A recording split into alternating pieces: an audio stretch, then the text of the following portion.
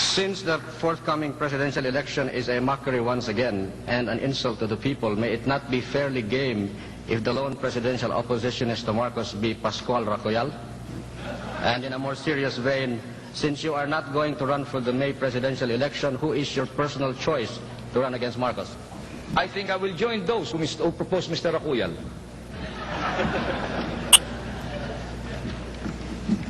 Could Marcos retain his power if U.S. aid is withheld or decreased? Yes, for a time he will be able to retain his power, but I believe that if the U.S. will continue to whittle down aid to him, he will not last as long as he will last if there is aid.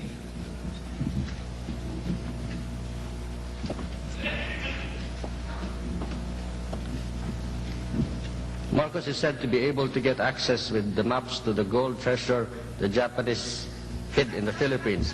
What do you know about this? Could be one reason why Marcos would like to continue to be president of the Philippines. I don't know about the gold of Mr. Marcos, and he has not told me about the maps that the Japanese left behind.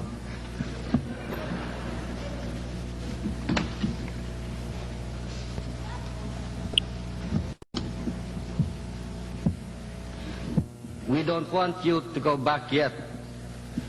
Why don't you wait, just like Khomeini did in Iran? I'm only 48. Khomeini is 78. That would be a 30-year wait. I don't think we should do that. I do not believe that it is within our reason to wait. We can accelerate time. What I'm trying to say is this. We should not depend on one man. We should depend on all of us.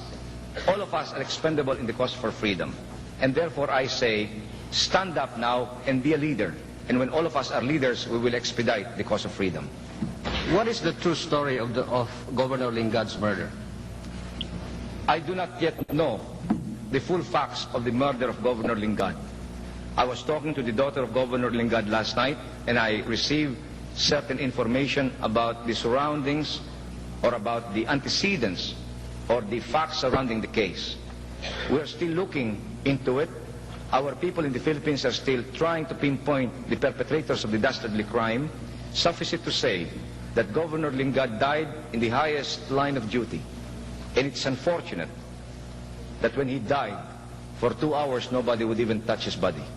But in time, I think, our people will be able to appreciate the sacrifices that this man did at a time when nobody, or hardly anybody, wanted to pick up the cudgel.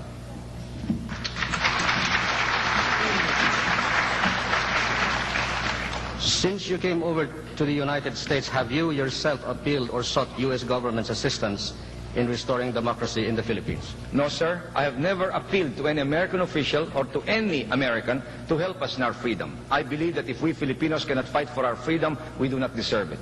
We should not depend on the Americans. We should depend on ourselves. All I told the Americans is, we are not asking you a single cent in our freedom struggle. All we're asking you is not to quadruple your military aid to the dictator so that our job will not be that much harder. The only thing I ask them is, desist from helping him and let us free ourselves.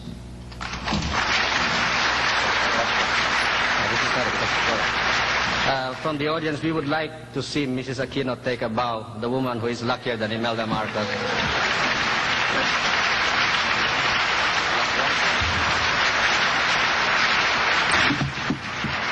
Mabuhay!